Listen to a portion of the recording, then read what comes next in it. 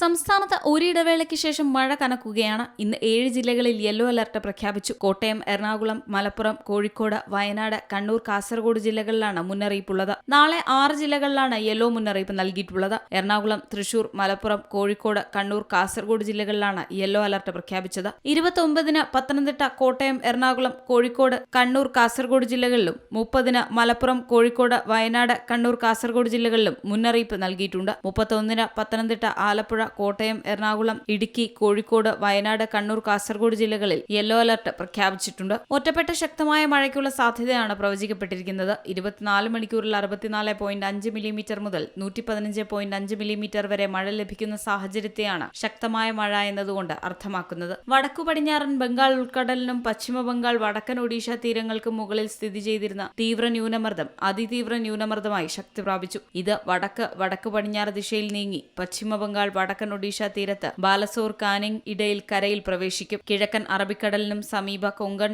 തീരത്തിനും മുകളിലായി ചക്രവാത ചുഴി സ്ഥിതി ചെയ്യുന്നുണ്ട്. അതിനാൽ തന്നെ കേരളത്തിൽ 31 വരെയുള്ള ദിവസങ്ങളിൽ നേരിയതോ മിതമായതോ ആയ മഴയ്ക്കാണ് സാധ്യത. C Malayalam news, Thiruvananthapuram. ഏറ്റവും പുതിയ വാർത്തകളും വിശേഷങ്ങളും വിരൽത്തുമ്പിലറിയാൻ സി മലയാളം ന്യൂസ് എല്ലാ ഡിജിറ്റൽ പ്ലാറ്റ്ഫോമുകളിലും ലഭ്യം.